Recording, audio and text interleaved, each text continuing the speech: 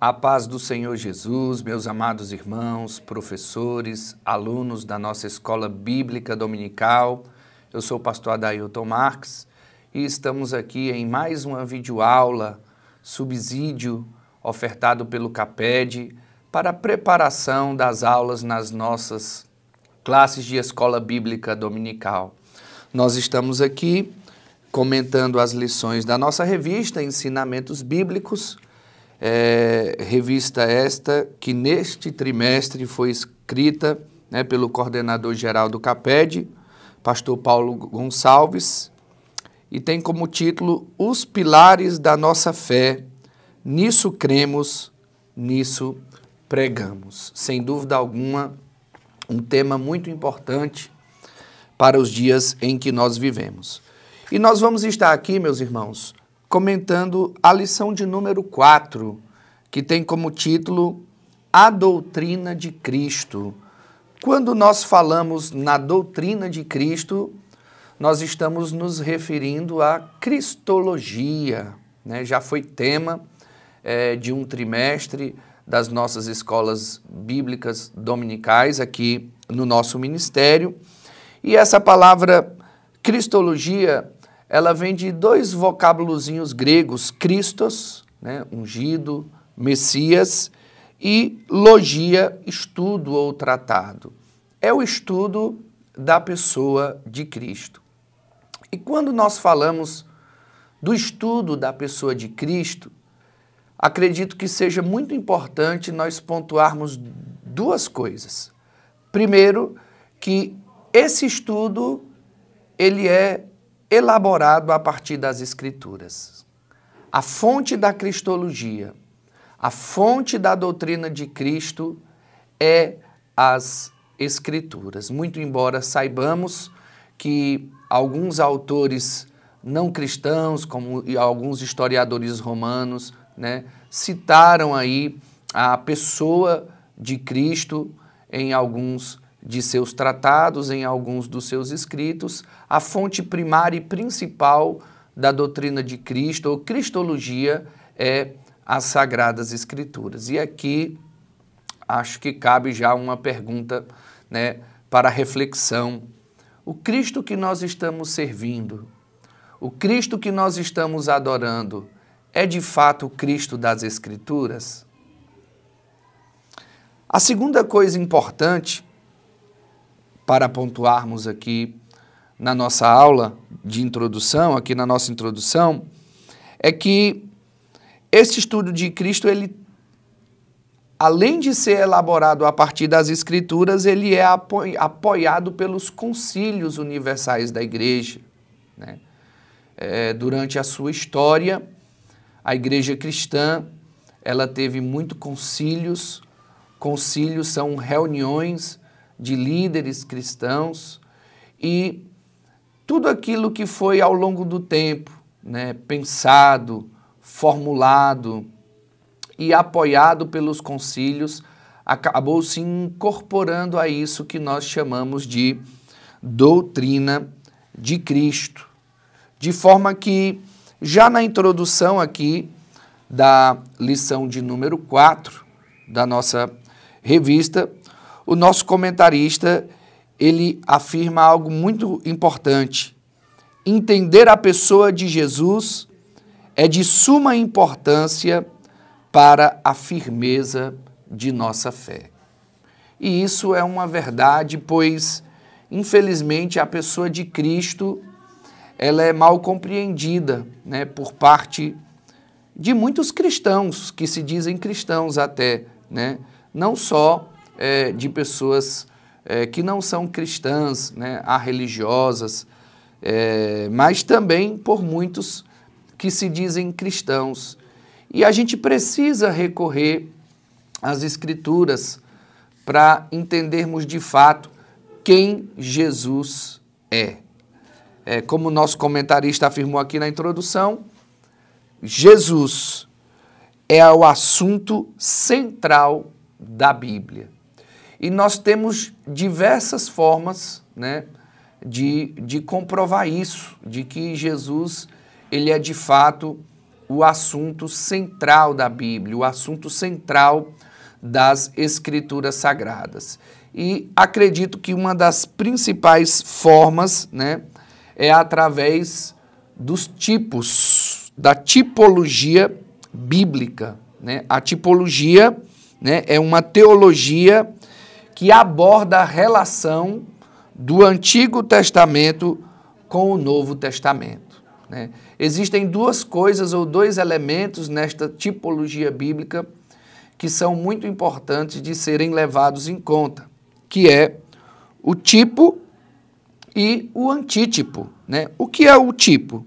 O tipo é uma sombra que corresponde ao antítipo, que é a realidade.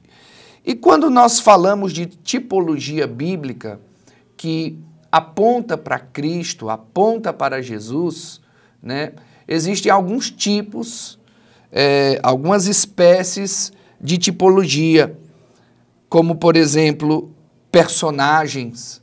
Nós temos no Antigo Testamento, no livro de Gênesis, a história de Isaac, né, que foi obediente ao seu pai Abraão, né, ao ponto de submeter-se a ser sacrificado, o que não aconteceu porque Deus proveu, né, o cordeiro.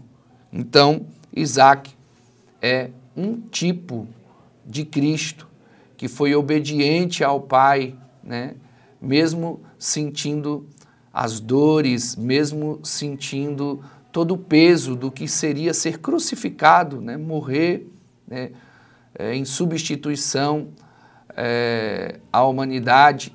Ele foi obediente, ele disse: se possível, passa de mim este cálice, contudo, seja feita a tua vontade. Então, Cristo estava disposto a fazer a vontade do Pai. Mas nós temos também as figuras, como, por exemplo, o Cordeiro Pascal. Quando Israel foi sair do Egito, Deus ordenou que os israelitas comessem do cordeiro, foi instituída a Páscoa. E para que houvesse livramento para o povo de Israel, quando o anjo da destruição passasse pelo Egito, eles precisavam pegar o sangue daquele cordeiro e passar nos umbrais das portas. Então, esse cordeiro pascal é um símbolo de Cristo, que também nos livra da condenação eterna por meio do seu sangue que foi derramado na cruz do Calvário. Quando nós olhamos para o Novo Testamento, nós vamos perceber claramente os personagens do Novo Testamento, como João Batista, que proclamou: eis o Cordeiro de Deus que tira o pecado do mundo. Então, o Cordeiro Pascual é um tipo de Cristo, né?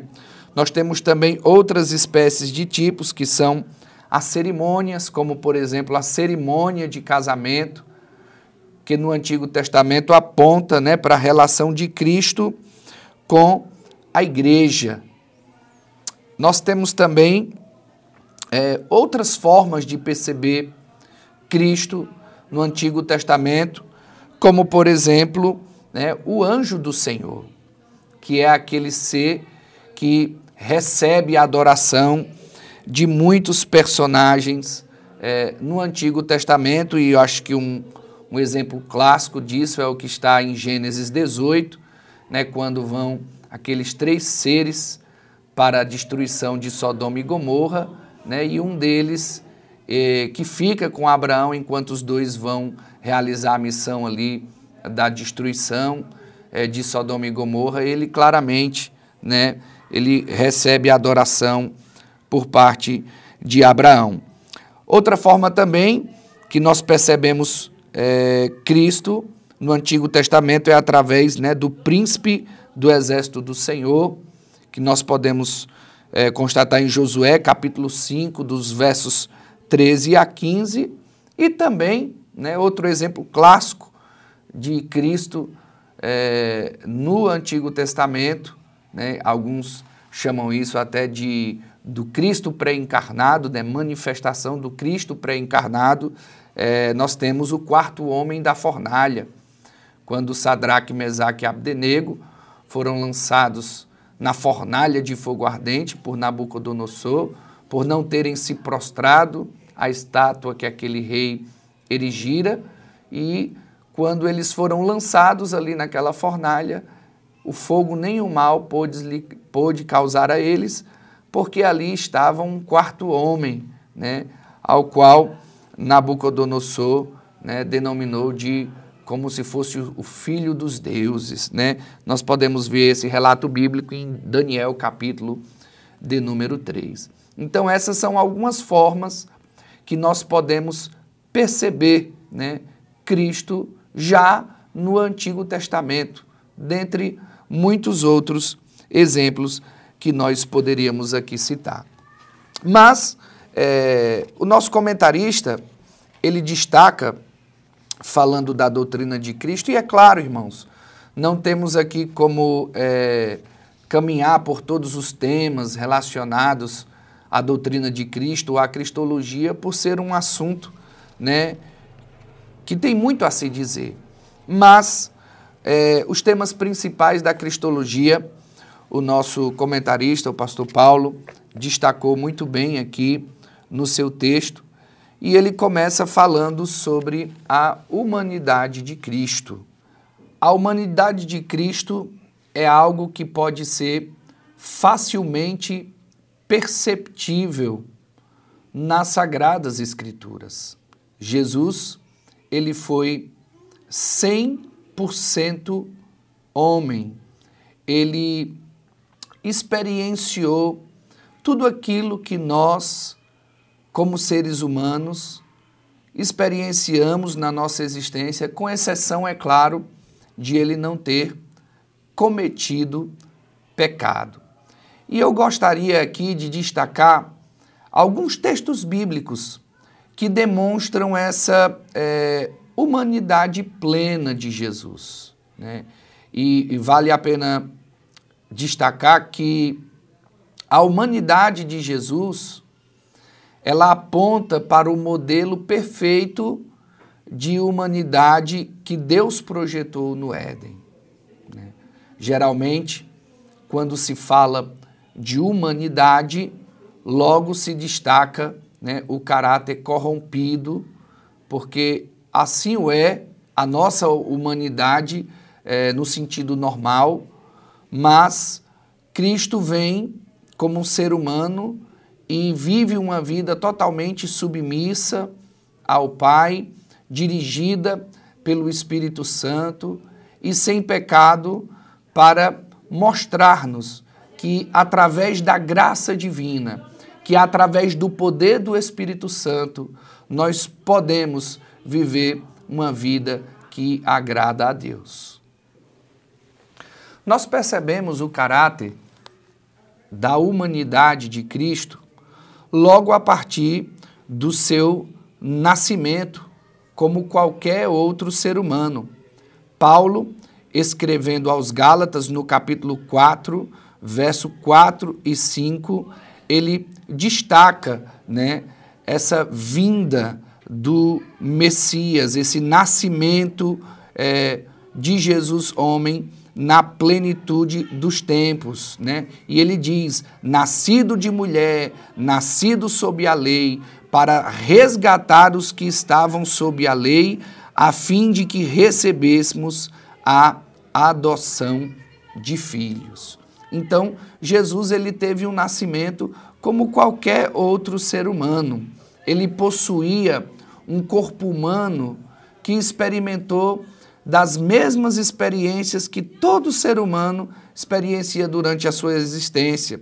Ele teve um crescimento normal, Lucas capítulo 2, verso 40, assim como ele estava suscetível às dores físicas, como, por exemplo, ele teve fome, Mateus 4 e 2, ele sentiu sede, João 19, 28, ele se sentiu cansado, João capítulo 4, verso 6, e ele experienciou, né, a morte, Lucas capítulo 23, verso 46.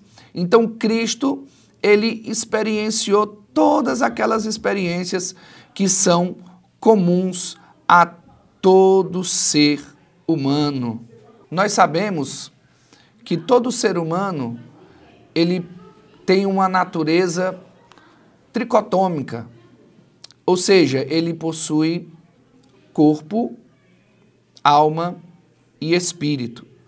E da mesma forma, nós percebemos que Cristo, ele manifestou com isso, né, a sua humanidade plena, né, desenvolvendo essas três dimensões do ser humano.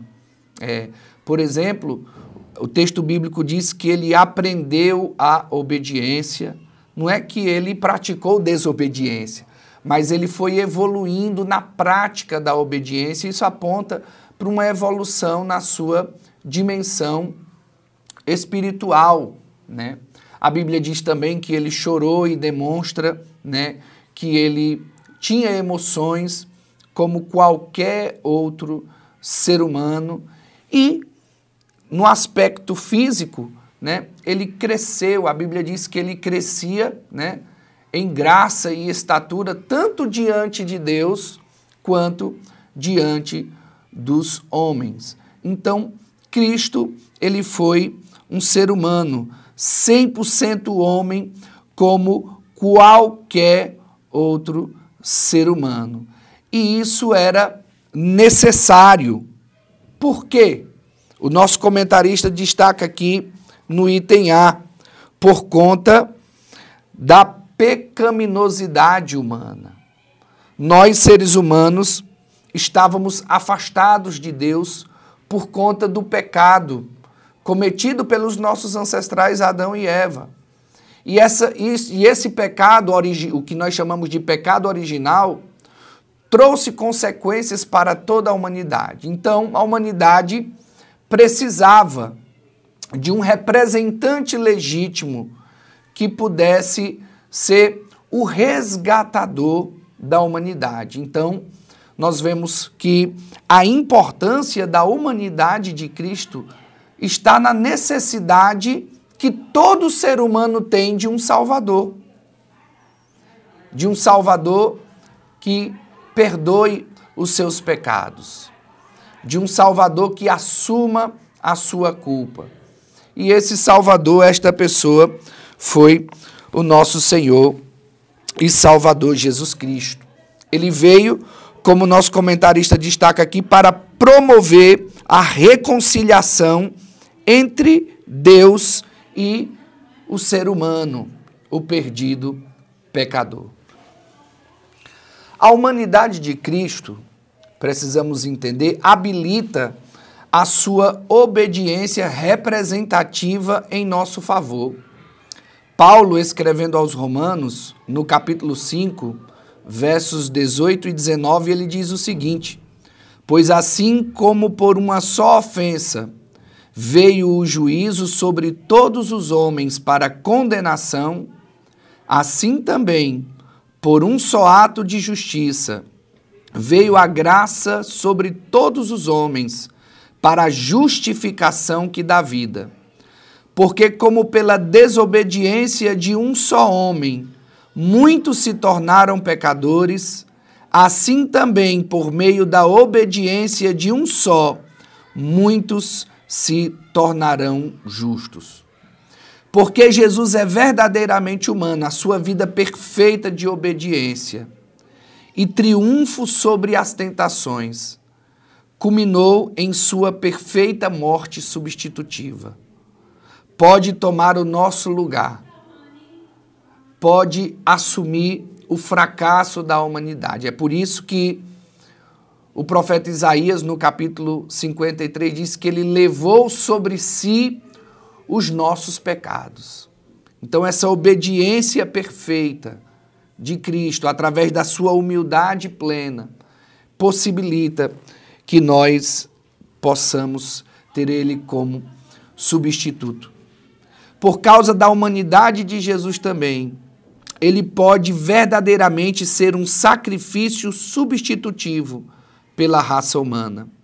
O escritor aos Hebreus, no capítulo 2, verso 17, diz o seguinte: por isso mesmo, convinha que em todas as coisas se tornasse semelhante aos irmãos, para ser misericordioso e fiel sumo sacerdote das coisas referentes a Deus, e para fazer propiciação pelos pecados do povo.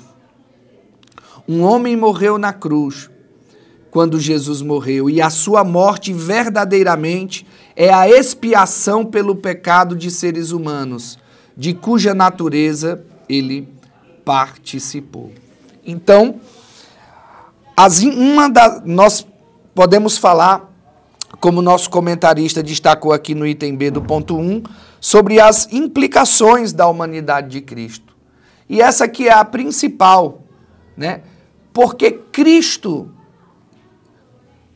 experienciou tudo aquilo que nós experienciamos durante a nossa existência, ele sente o que nós sentimos. Ele sofreu na pele o que nós sofremos, então ele pode se compadecer. Como o escritor aos Hebreus diz aqui, ele pode ser um fiel sumo sacerdote, né? Um intercessor. Está escrito que só existe um intercessor entre Deus e os homens, Jesus Cristo, homem. Note que este texto bíblico destaca a humanidade de Cristo, diretamente ligada ao seu ministério de intercessão por nós. E isso só é possível porque ele verdadeiramente se fez homem e sabe, conhece, como está escrito no Evangelho de João, o que é o ser humano. Conhece muito bem as limitações da nossa natureza humana. Então ele pode ser misericordioso, amoroso, um sacerdote fiel. E essa é uma das principais implicações da sua humanidade. Nós temos um Deus que conhece as nossas dores. Ele conhece os nossos dilemas. Ele conhece profundamente as nossas crises, porque ele foi um ser humano como qualquer um de nós. Então, nós podemos confiar que ele, Cristo, pode ser e é o nosso fiel sumo sacerdote, o nosso fiel intercessor diante de Deus, o Pai. Quando nós falamos da humanidade de Cristo, infelizmente, na história da igreja, surgiram, algumas seitas que proliferaram, alguns conceitos errados que nós chamamos de heresia acerca da humanidade de Cristo. Como, por exemplo, aqui citou o nosso comentarista, o gnosticismo, o marcionismo e o docetismo, O que é o gnosticismo? O gnosticismo foi uma seita, podemos assim dizer, que surgiu aí no século II, mais ou menos, e o gnosticismo, na verdade, era uma mescla, de conceitos cristãos, de outras religiões ali presentes no mundo antigo, Essa palavra gnosticismo vem da palavra grega gnos, que significa conhecimento. E o gnosticismo pregava que o mundo havia sido criado por uma divindade imperfeita e que por isso a vida na Terra era apenas uma forma maléfica, usada para aprisionar o espírito humano e que o bem só seria alcançável em um nível espiritual. Ou seja, eles tinham um conceito, uma ideia totalmente negativa da matéria, do ser humano, da humanidade em si. Eles viam, né, o ser humano como algo estritamente mal. A vida humana era como uma prisão na visão dos gnósticos. E também por isso, eles acreditavam que não havia por que nos culparmos pelos males existentes na terra, uma vez que tudo isso era propiciado pela prisão material da qual deveríamos nos libertar e que fora criada pelo Deus mau que criara a terra. Olha só.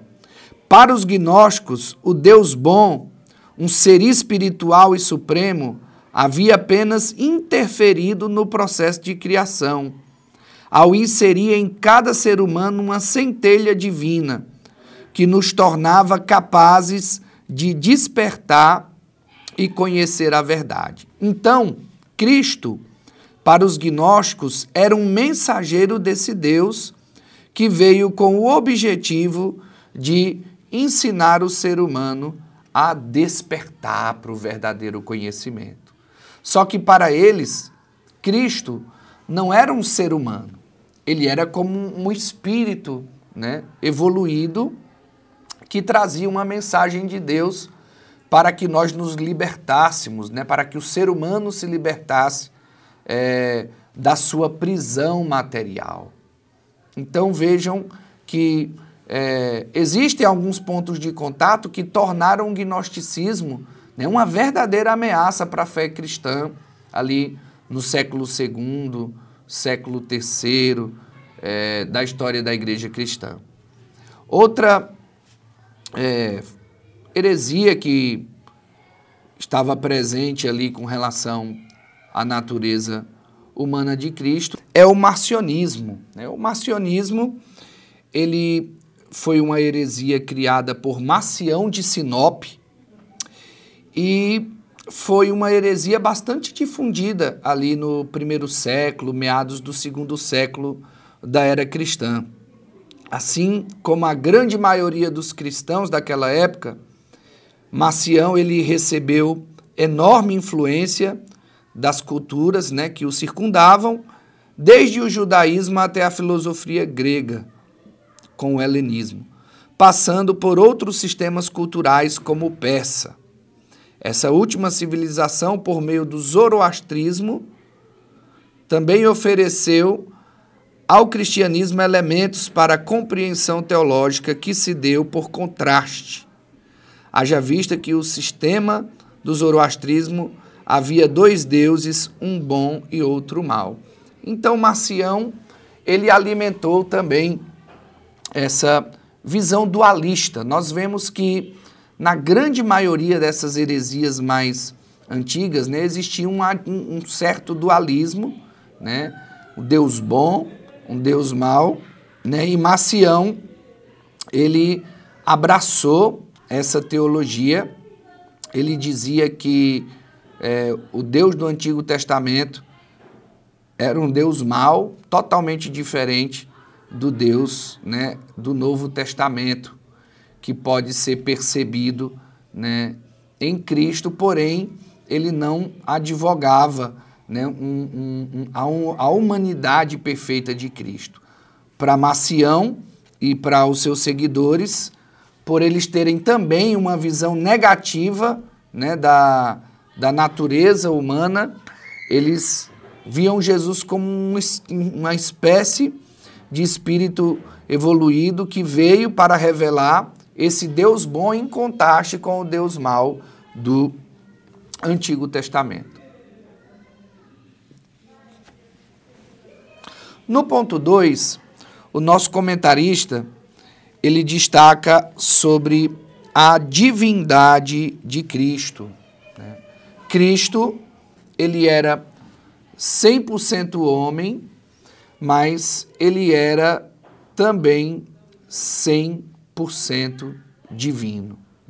Na verdade, quando nós falamos de cristologia, existem 4 pontos que nós precisamos fixar para nós termos uma imagem correta do ponto de vista bíblico da pessoa de Cristo. Primeiro, é que Jesus Cristo, ele é plenamente e completamente humano. Segundo, que Jesus Cristo é plenamente e completamente divino. Terceiro, que as naturezas divina e humana de Cristo são distintas. E quarto, que as naturezas divina e humana de Cristo estão completamente unidas em uma pessoa. Esses são 4 pontos que nós precisamos ter bem claros para nós termos uma imagem correta de Cristo do ponto de vista bíblico. E falando da divindade de Cristo, existem muitos comentadores, existem muitos teólogos que afirmam que Jesus Cristo, ele não tinha, em nenhum momento afirmou que ele era Deus. Porém, quando nós vamos para as Sagradas Escrituras, nós vamos perceber claramente que Jesus ele tinha sim autoconsciência de sua divindade. Por exemplo, Jesus ele aceitou ser adorado. Jesus ele aceitou terminologias que eram usadas para o Pai no Antigo Testamento, como a expressão Senhor. Então, Jesus, apesar de não ter feito uma declaração direta, eu sou Deus, ele, em muitas ocasiões, durante a sua vida e ministério, ele aceitou títulos que apontavam diretamente para a sua divindade. Como, por exemplo, existia uma expressão usada no Antigo Testamento para Deus, eu sou, que Cristo usou para ele. E essa foi uma das principais razões pelas quais Jesus ele foi perseguido pelos religiosos de seu tempo. Por ele, em muitas ocasiões, tomar títulos e prerrogativas divinas para si. Então, Cristo, ele tinha autoconsciência, sim, da sua divindade. E os discípulos, os apóstolos, a cristandade, eles viam, eles percebiam claramente, a divindade de Jesus Cristo. Como, por exemplo, João, ele chamou Cristo de o Verbo de Deus, João 1:1, e de o Filho unigênito, João 1:18. No mesmo evangelho de João, Tomé, que foi outro apóstolo, ele reconheceu a divindade de Cristo quando ele afirmou, Senhor meu e Deus meu, João capítulo 20, verso 28. O apóstolo Paulo, escrevendo aos Romanos, adora-o como Deus. Deus bendito eternamente, diz o apóstolo Paulo em Romanos, capítulo 9, verso 5. E escrevendo a Tito, ele chama a Cristo de grande Deus. Tito, capítulo 2, verso 13. O apóstolo Pedro reconhece como o nosso Deus. 2 Pedro, capítulo 1, verso 1. O escritor aos Hebreus nos revela o que o Pai diz acerca do Filho. Mas do Filho diz, ó Deus, o seu trono subsiste pelos séculos dos séculos.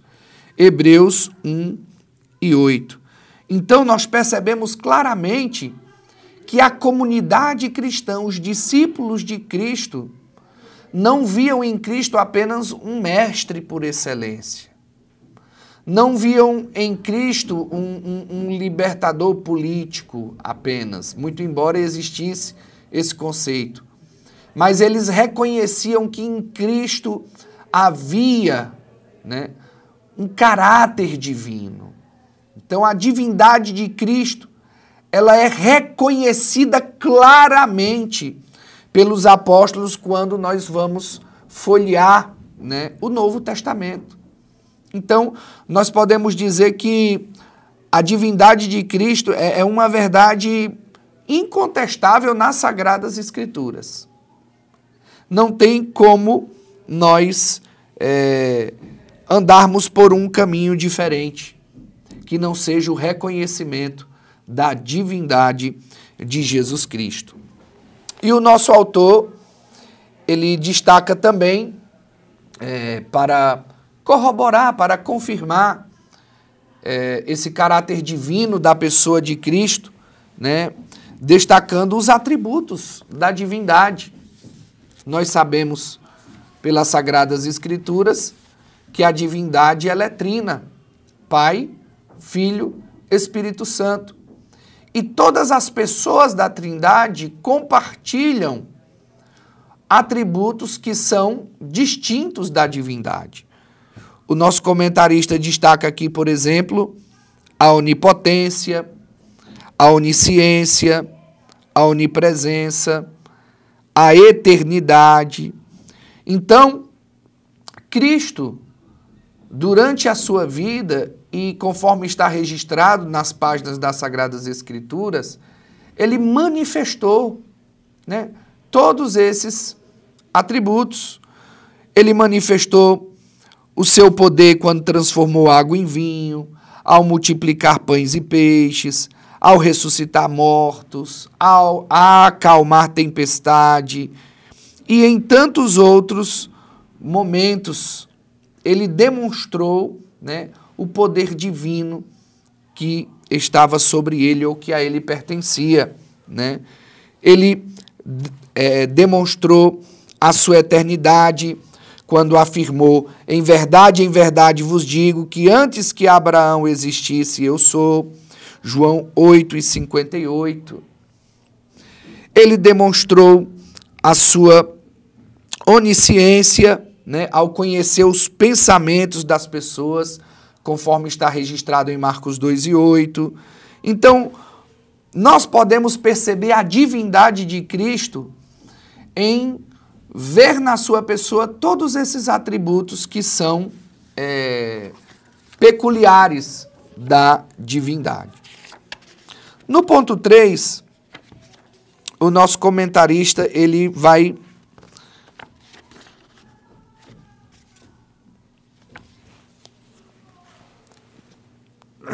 Vou voltar, viu, Gil?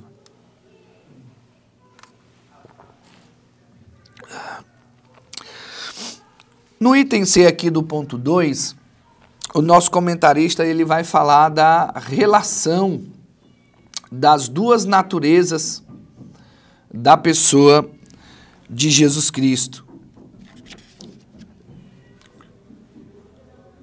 E quando nós olhamos para as Escrituras, nós vamos perceber que essas duas naturezas, desde muito cedo, né, elas foram reconhecidas pela Igreja cristã.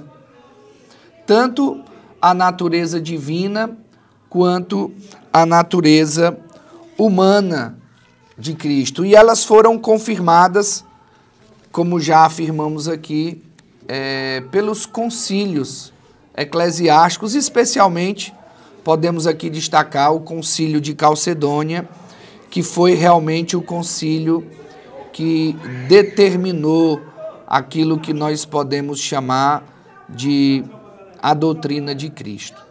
E eu, pesquisando aqui, eu gostaria de destacar o credo que foi resultado daquele concílio em Calcedônia, no ano de 451 depois de Cristo, né? Naquele momento eles chegaram à seguinte conclusão acerca da pessoa de Cristo: nós, portanto, seguindo os santos pais, todos perfeitamente unânimes, ensinamos que se deve confessar um só e o mesmo Filho, nosso Senhor Jesus Cristo,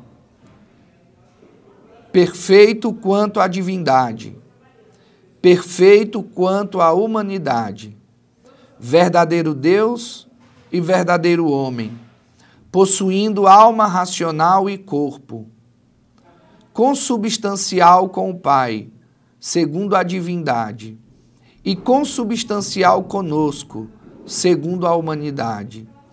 Em todas as coisas semelhante a nós, excetuando o pecado, gerado antes de todos os séculos pelo Pai, segundo a divindade, e nestes últimos dias, por nós e por nossa salvação, nascido da Virgem Maria, segundo a humanidade, um só e o mesmo Cristo, Filho, Senhor, unigênito, que se deve confessar em duas naturezas, inconfundíveis, imutáveis, indivisíveis, inseparáveis e indivisíveis. A distinção da natureza, de modo algum, é anulada pela união, mas, pelo contrário, as propriedades de cada natureza permanecem intactas, concorrendo para formar uma só pessoa e substância, não dividido ou separado em duas pessoas, mas um só e mesmo Filho unigênito, Deus o Verbo, Jesus Cristo o Senhor, conforme os profetas outrora a seu respeito testemunharam. E o mesmo Jesus Cristo nos ensinou, e o credo dos pais nos transmitiu. Então vejam como essa formulação, né, de Calcedônia, em 451, destacou tão bem até hoje, né, tanto a Igreja Católica como as igrejas protestantes abraçam essa formulação, né, até hoje, porque ela fala muito bem da essência de Cristo. E essas formulações, elas foram muito importantes porque desde cedo,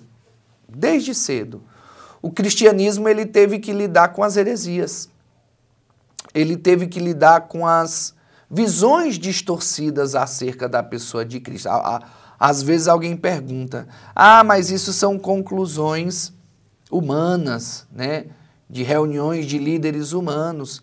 Sim, mas todos esses concílios, né, sem dúvida alguma, né, chegaram a uma conclusão dirigida e inspirada pelo Espírito Santo, tanto é que a cristandade universal, a cristandade de uma forma geral, abraça até hoje, né, o resultado desses primeiros concílios com relação à Trindade, e especialmente aqui falando da doutrina de Cristo, né, as conclusões acerca de quem Jesus é. E esse credo é importante para que nós possamos fixar o nosso entendimento acerca da pessoa de Cristo, conforme revelado nas Escrituras, e assim nos guardarmos dos conceitos errados da pessoa de Cristo, né? Hoje em dia, existem muitos conceitos errados da pessoa de Cristo. Eu poderia destacar uma visão moderna acerca da pessoa de Cristo, é o Cristo como sendo não aquele que salva o homem dos seus pecados, aquele que lhe dá a vida eterna, mas o Cristo como um tipo aí de Papai Noel, né, que só está aí para distribuir bênçãos, né, para distribuir vitórias. Essa, infelizmente, é a ideia que muitas pessoas têm de Cristo, né?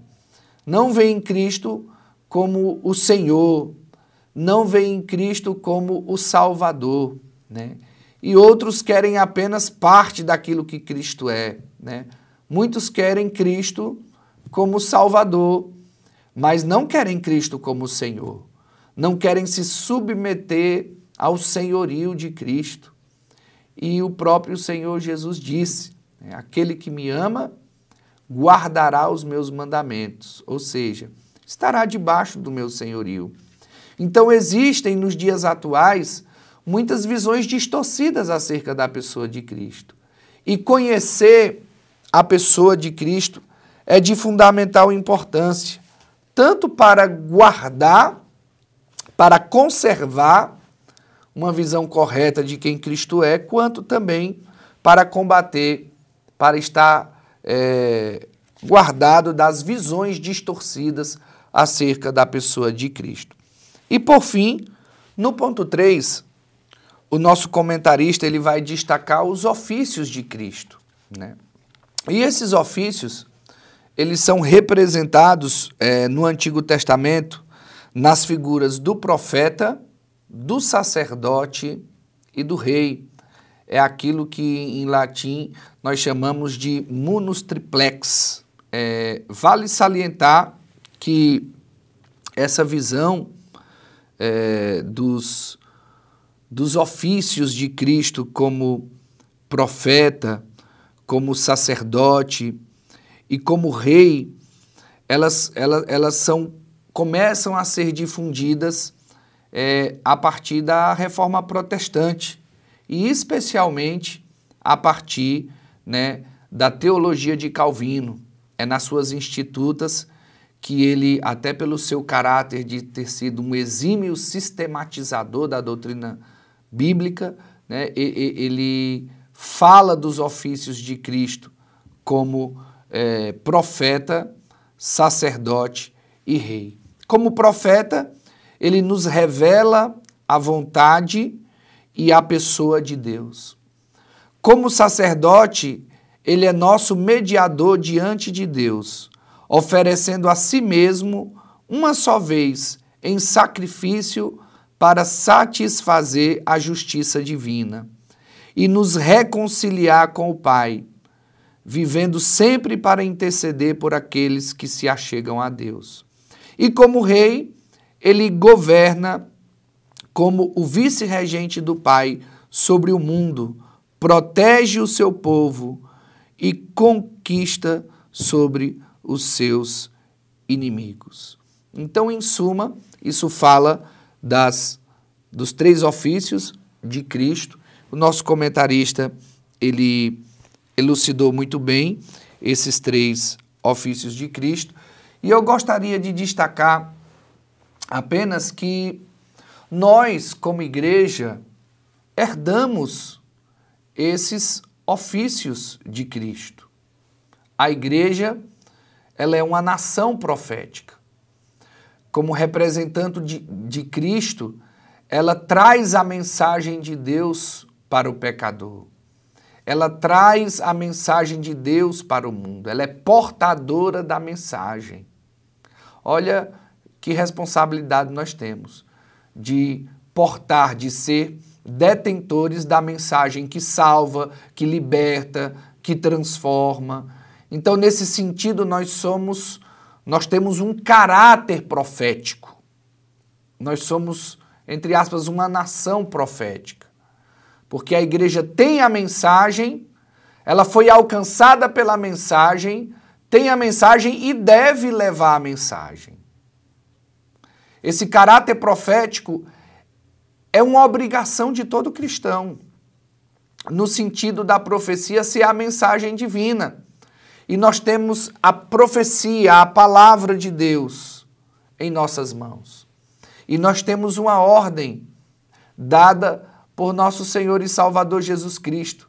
Ide por todo o mundo e fazei discípulos de todas as nações, ensinando-lhes a guardar tudo aquilo que vos tenho dito. Então percebam que Cristo deixou bem clara, né, esse caráter profético da igreja. Nós temos também, né, um caráter sacerdotal, de intercessão, tanto no sentido interno da igreja, em um interceder pelos outros, quanto num sentido externo, intercessão pela salvação, intercessão pelas autoridades constituídas. Né? A intercessão é um dos principais aspectos do sacerdócio no Antigo Testamento e especialmente no sacerdócio de Cristo. Então nós temos esse caráter sacerdotal. A igreja é que leva o mundo a Deus. E nós temos também um caráter real. Pedro chama a igreja de o sacerdócio real. Ele não apenas, inspirado pelo Espírito Santo, reconhece, destaca o caráter sacerdotal da igreja, mas também o caráter real. Porque nós reinaremos com Cristo. Nós reinaremos com Cristo. E esse caráter real, um dia ele vai ser... Nós já reinamos com Cristo espiritualmente e reinaremos com Cristo na sua vinda. Governaremos as nações, discipularemos as nações na sua vinda. Então, a igreja, ela herda esses ofícios de Cristo e exerce esses ofícios no presente. E especialmente no caráter real, desfrutará desse ofício no porvir, quando reinará com Cristo, quando governará com Cristo no milênio. Então, vejam que todos esses pontos importantes que tocam a doutrina de Cristo têm aplicações diretas, implicações práticas nas nossas vidas. Por Jesus Cristo ser Deus e homem, Ele é o único que pode nos salvar. E nós herdamos de Cristo os seus ofícios. Que nós possamos meditar nessas realidades nesta lição de número 4. E o meu desejo é que o Senhor lhe conceda graça, professor, sabedoria, para estar sendo canal de bênção na vida dos seus alunos. E que você tenha uma ótima aula na sua sala, em nome de Jesus. Eu quero orar por você. Pai, em nome do Senhor Jesus, eu quero agradecer por mais uma oportunidade de estar aqui meditando nesses temas tão importantes. E quero pedir a bênção do Senhor sobre a vida de cada professor da nossa escola bíblica dominical, sobre a vida de cada aluno da nossa escola bíblica dominical. Que o Senhor, pela ação gloriosa do seu Espírito, use os professores e leve a igreja como um todo à edificação. É o que nós lhe pedimos e desde já lhe agradecemos, em nome de Jesus. Amém.